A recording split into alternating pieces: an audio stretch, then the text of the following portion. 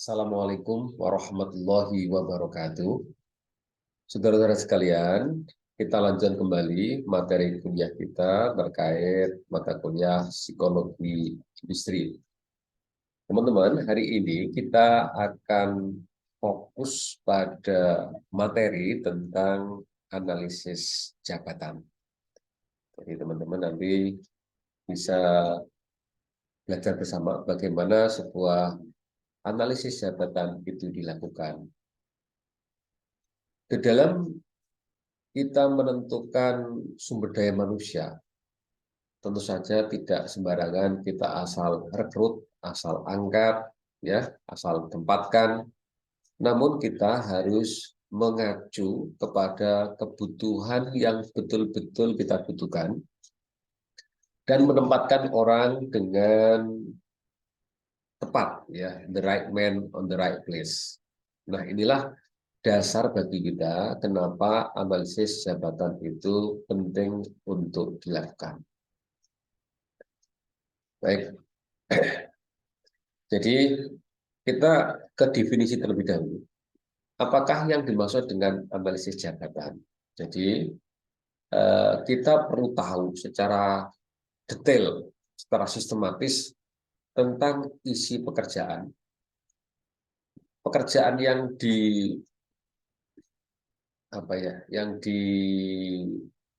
launching atau pekerjaan yang mau diisi, ini pekerjaan seperti apa sih? Ya.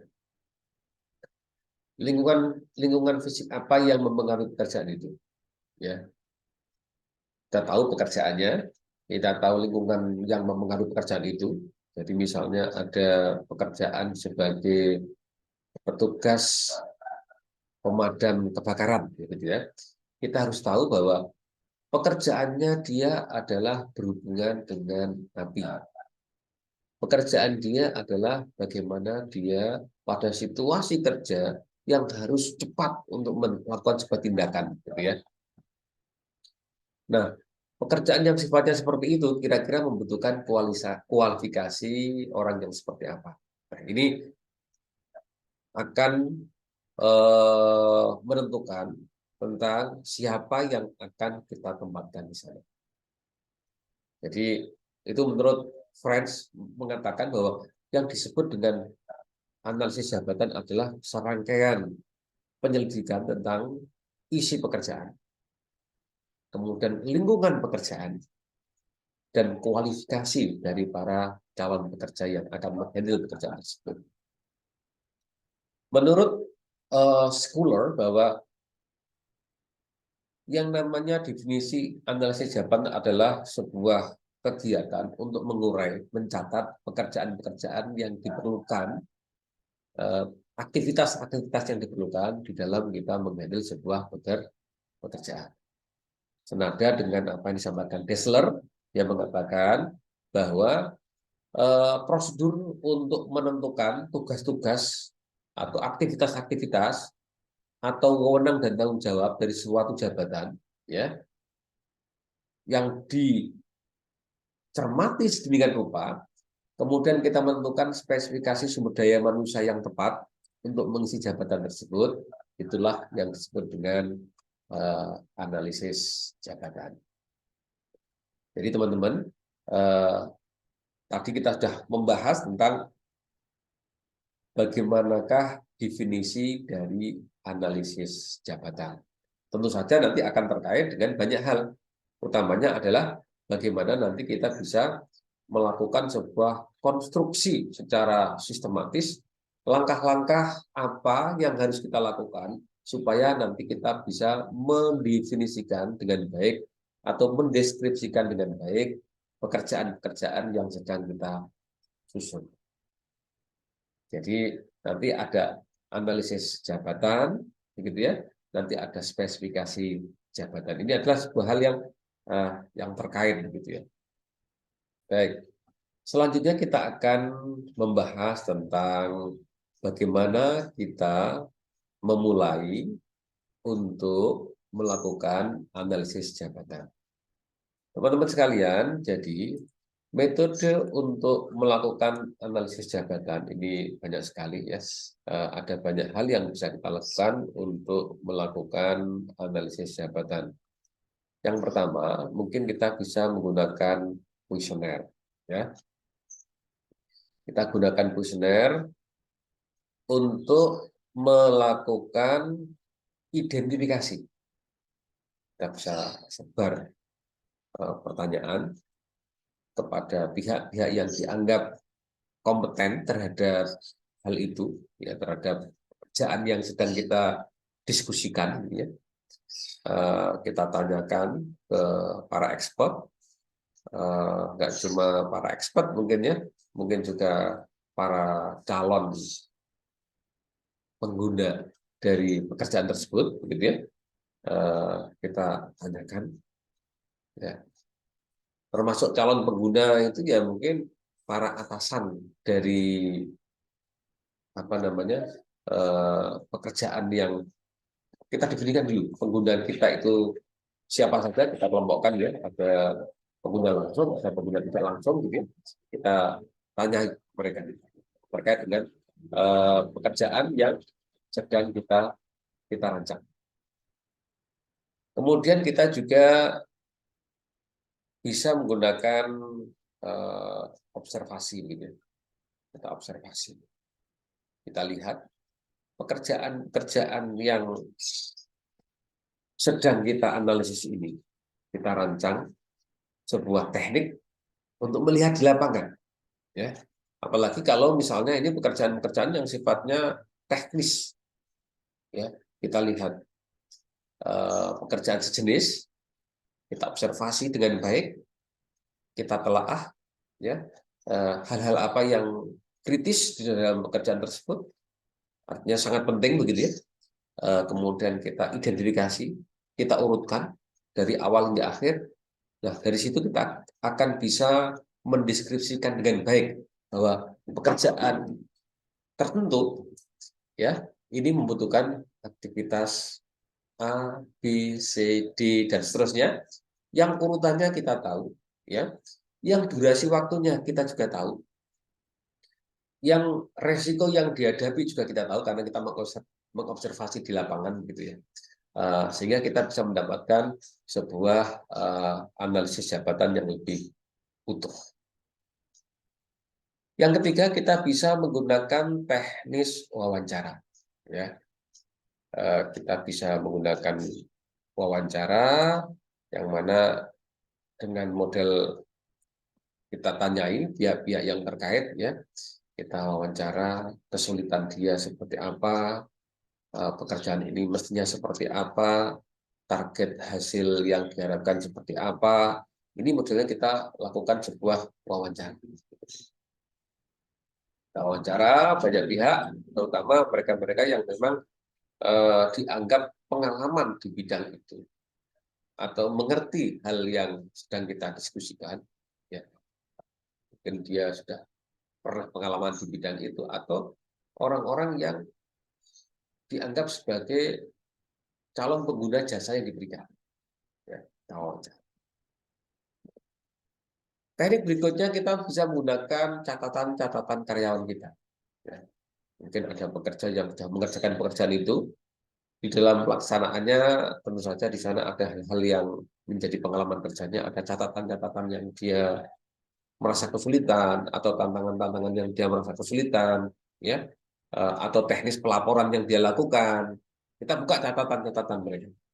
Oh, ternyata berdasarkan catatan-catatan dari para pekerja sebelumnya, kita bisa tahu bahwa pekerjaan ini adalah seperti ini, target luarannya adalah seperti ini, tantangan yang dihadapi adalah seperti ini. Kita baca semuanya dari catatan-catatan yang diberikan oleh para karyawan. Atau kita bisa mengkombinasi dari 1, 2, 3, 4 ini kita kombinasi sehingga kita bisa menghasilkan sebuah teknis untuk menganalisis jabatan secara lebih komprehensif. Jadi ini pekerjaan yang tidak mudah, begitu ya, sehingga ini harus betul-betul dilakukan secara cermat supaya nanti kita menghasilkan sebuah deskripsi jabatan itu utuh, ya.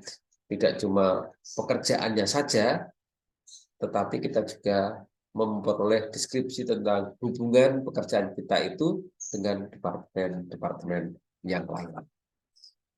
Baik, teman-teman sekalian, jadi kita akan membahas elemen-elemen apa sajakah yang mestinya ada di dalam analisis jabatan. Jadi di sini kita sampaikan tentang elemen-elemen yang mesti ada di dalam analisis jabatan. Ya, yang pertama, ya, kita akan melihat adanya deskripsi jabatan. Yang kedua, kita akan memperhatikan secara detail tentang spesifikasi jabatan atau persyaratan jabatan. Jadi jabatan tersebut itu membutuhkan spesifikasi dari calon pelaku, ya, atau calon pekerja, tentang hal-hal terkait dengan spesifikasi umum dan juga nanti akan bicara tentang spesifikasi khusus. Jadi kira-kira seperti ini, ada deskripsi jabatan, ada job analysis pekerjaan besar kita, ada dua elemen besar, namanya job description dan job specification. Nah, setelah kita mengetahui job description dan job specification, nanti kita akan bicara tentang rekrutmen dan selection, ya. Ada nanti ada appraisal, ada evaluation dan training recruitment dari para pekerja kita. Nah, kita nanti akan fokus dulu terkait dengan deskripsi jabatan, sebagaimana kita tadi sempat sampaikan bahwa karena kita melakukan analisis jabatan ini nanti hasilnya harus bisa dibaca oleh banyak pihak, begitu ya. Maka hasil dari sebuah deskripsi jabatan itu mestinya adalah sebuah laporan tertulis, ya, tentang apa yang harus dilakukan oleh pekerja, ya, bagaimana orang itu melakukan pekerjaan tersebut, ada how question dari what's yang tadi terkait dengan pekerjaan apa yang dilakukan, how-nya, dan kemudian kita juga ceritakan tentang bagaimana kondisi kerja dari pekerjaan tersebut. Nah, pernyataan tertulis ini akan digunakan sebagai pegangan dari para pekerja yang akan menghandle pekerjaan tersebut, ya. Ini akan dijadikan sebagai referensi tentang apa yang harusnya mereka kerjakan dan sebagai referensi terkait dengan kepada siapa mereka harus melaporkan pekerjaan tersebut. Teman-teman sekalian, dari deskripsi jabatan ini akan memperoleh banyak manfaat. Apa sih manfaatnya? Pertama, manfaatnya jelas kita memiliki sebuah narasi yang kuat tentang aturan-aturan yang terperinci di dalam mencari calon kerja. Ya. Karena apa? Jangan sampai kita itu salah untuk mendapatkan pekerja, di mana kita targetnya mendapatkan pekerja yang bagus, begitu ya.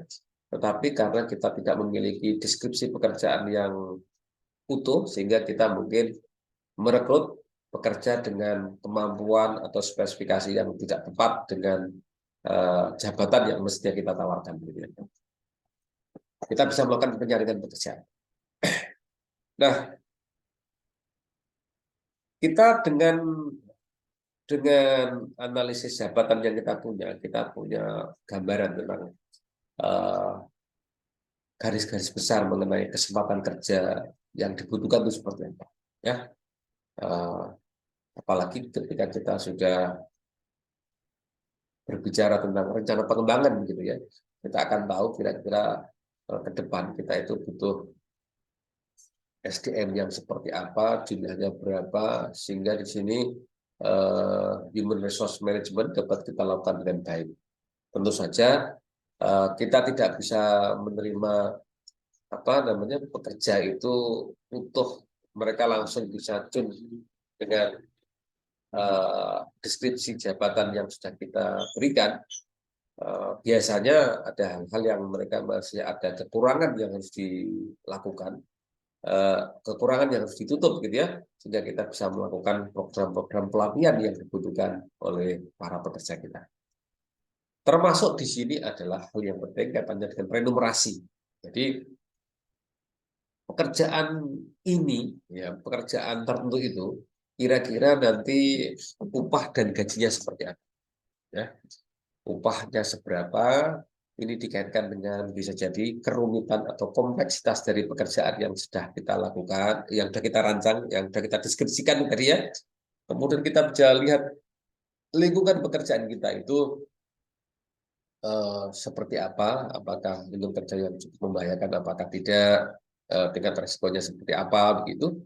Dan juga kita melihat dari spesifikasi, jenjang pendidikannya seperti apa, pengalaman kerjanya seperti apa. Tentu saja jika membutuhkan skill yang membutuhkan jenjang pendidikan yang lebih tinggi atau skill yang lebih banyak atau lebih handal gitu ya, ini akan terkait dengan eh, berapa upah dan gaji yang akan dinegosiasikan antara kerja calon pekerja dengan calon penyedia pekerja. Nah, sehingga kita bisa berikan saran dari analisis jabatan yang tadi sudah kita lakukan, ada nggak pekerjaan-pekerjaan yang mungkin sifatnya tumpang tindih dan bisa kita sederhanakan ketika kita melihat bisnis proses hasil pekerjaan yang sudah kita lakukan, kemudian kita lakukan penyederhanaan pekerjaan yang bisa dijalankan. Oke, baik. Ada prinsip-prinsip yang harus dipahami ya, oleh para perancang atau para peramu di dalam mendeskripsikan pekerjaan. Yang pertama adalah pekerjaan itu harus kita kerjakan atau kita deskripsikan pekerjaan ini secara sistematis. Ya. Dengan kita upayakan sistematis langkah yang kita lakukan, harapannya adalah tidak ada yang terlewat dari pekerjaan-pekerjaan yang mesti kita handle. Ya.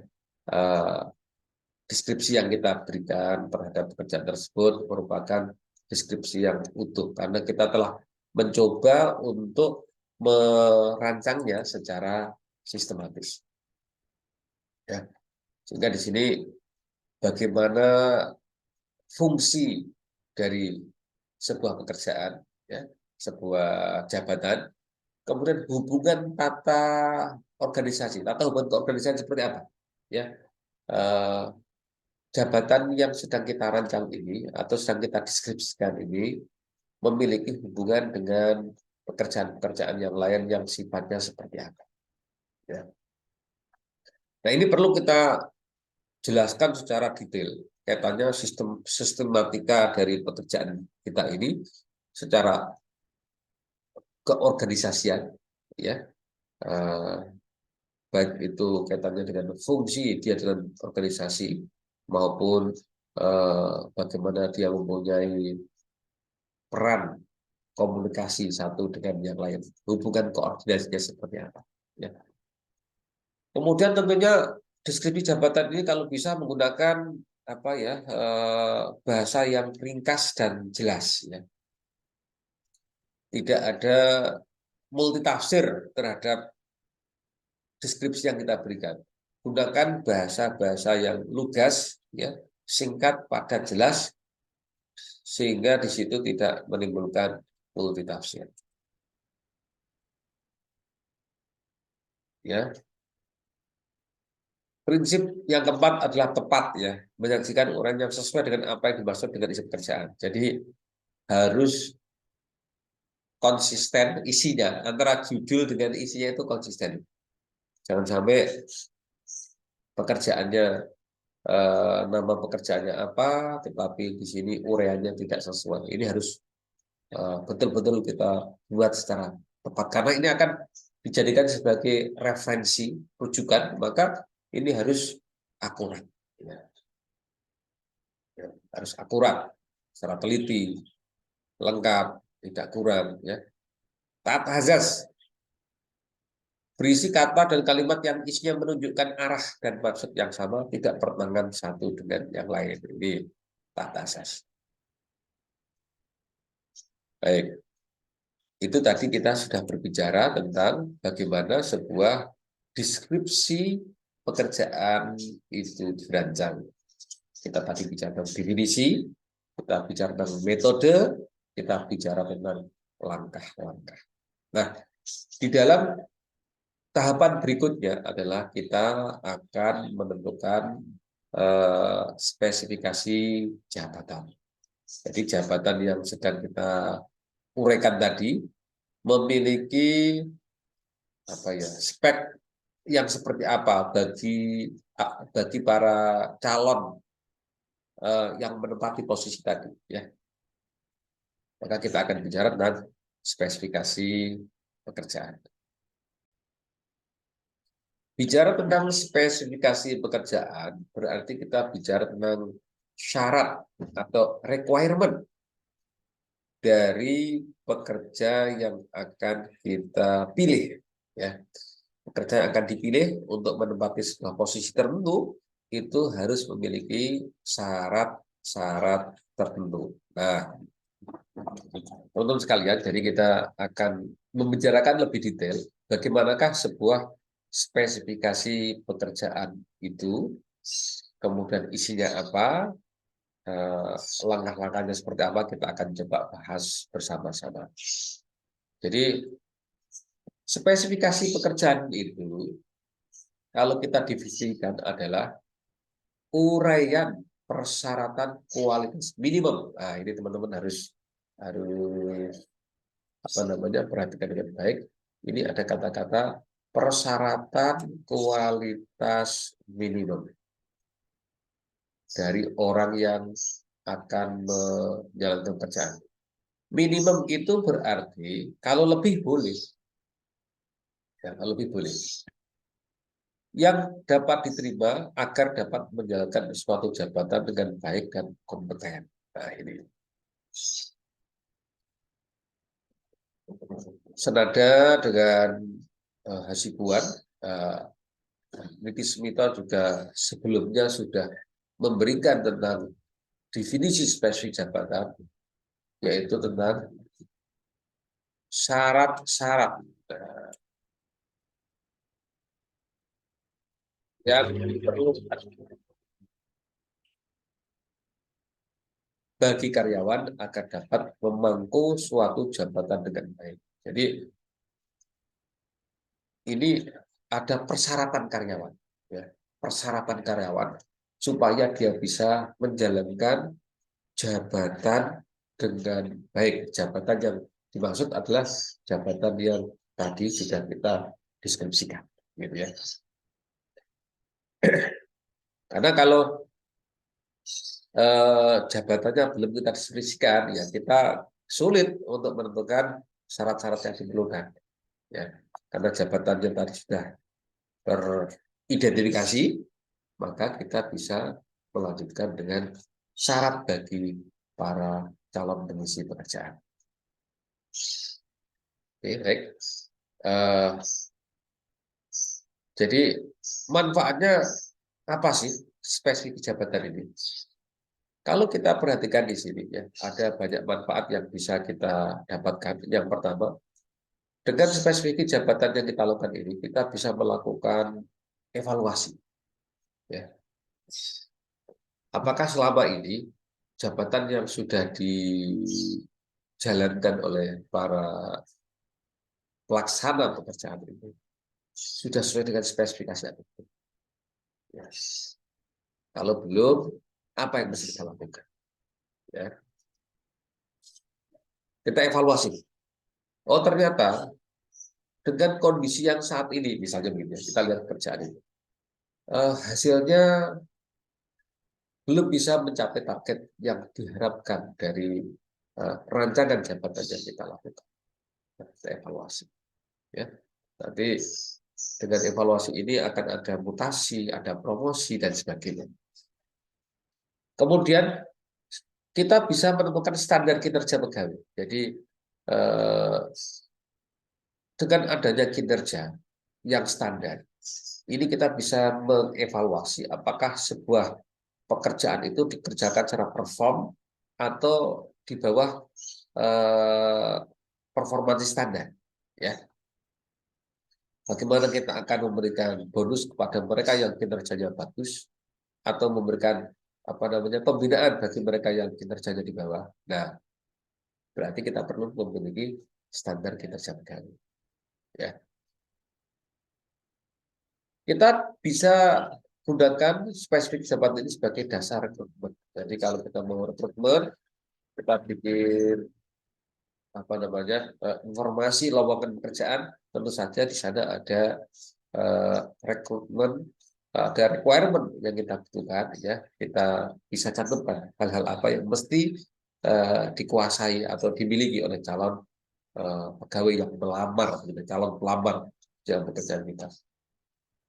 Kita bisa melakukan proses seleksi dengan baik, dan tentu saja hasil seleksi yang kita lakukan, kita dapat informasi dari pekerja kita, yang mana kita akan gunakan sebagai dasar untuk melakukan penempatan pegawai-pegawai kita. Tentu saja tadi kita bisa manfaatkan pula hasil dari spesifik jabatan yang ada ini untuk merancang program pendidikan dan pelatihan bagi pegawai. Seringkali ketika kita melakukan rekrutmen, untuk mendapatkan orang yang 100% fit dengan spesifikasi pekerjaan yang kita lakukan, itu sesuatu yang jarang terjadi. Ya, mungkin kita mendapatkan fittingnya ya 90% dari spesifikasi yang kita lakukan, gitu ya.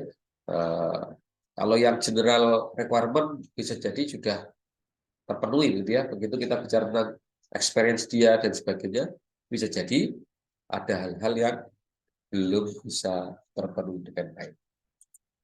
Ya, ini kita jadikan sebagai dasar untuk melakukan proses training. Ya. Manfaat baik. Jadi promosi, mutasi, ya itu bisa kita lakukan setelah kita bisa mengetahui performansi dari para pekerja kita atau para karyawan di dalam melakukan tugasnya untuk menjalankan pekerjaan sebagaimana yang sudah diberikan dalam deskripsi jabatan, begitu ya. Jadi teman-teman sekalian,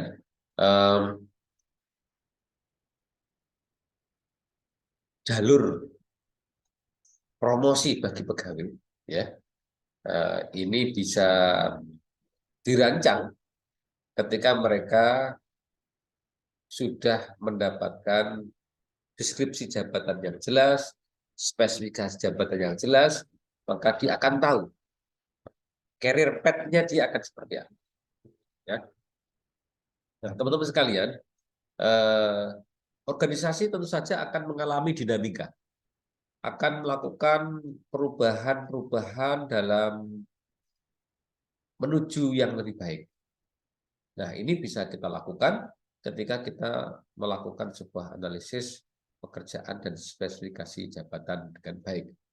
Sehingga perubahan-perubahan yang kita usulkan dalam organisasi itu dapat direspon secara cepat dan pada jalur yang tepat. Nah, jadi apa sih yang perlu ada di dalam spesifikasi jabatan? Di dalam spesifik jabatan kita perlu mengisi atau menetapkan tentang tingkat pendidikan para pekerja kita, jenis kelamin pekerja kita, keadaan fisik dari calon pekerja kita, dan pengetahuan dan kecepatan kerja kalau dibutuhkan. Ya, mungkin ada sebuah pekerjaan yang mengharuskan para calon pelamar yang masuk memiliki pengalaman kerja dalam waktu durasi tertentu di bidang tertentu. Atau bisa jadi kita akan berikan kesempatan pada fresh graduate karena kita akan berikan kepadanya sebuah training atau pelatihan-pelatihan untuk mendukung pekerjaan yang akan diembannya. Batas sah umur pekerja, nikah atau belum. Ini contoh aja ya. Bidang minat pekerjaannya. Kita akan ngecek emosi dan temperamen pekerja. Biasanya ini pakai tes psikologi, ya. Tes psikologi untuk mengetahui kematangan emosi calon pekerja kita. Kira-kira itu yang menjadi topik kita pada kesempatan sesi ini. Kita telah berbicara tentang analisis jabatan, ya, dari deskripsi jabatan dan spesifikasi jabatan. Nah, ini hal yang penting untuk kita pahami bersama-sama dengan berbagai metode yang mungkin bisa kita lakukan. Jadi teman-teman, ini nanti akan terkait dengan topik berikutnya, kaitannya dengan bagaimana kita melakukan penempatan atau penugasan para pekerja yang sudah melamar kepada kita. Teknik rekrutmen kita ketika kita sudah mendapatkan spesifikasi jabatan, ya, dimulai dari analisis deskripsi jabatan, kemudian kita punya spesifikasi jabatan. Nah, ini bisa kita lanjutkan dengan kajian tentang bagaimana kita melakukan proses rekrutmen. Akan kita lanjutkan pada sesi yang akan datang. Terima kasih. Assalamualaikum warahmatullahi wabarakatuh.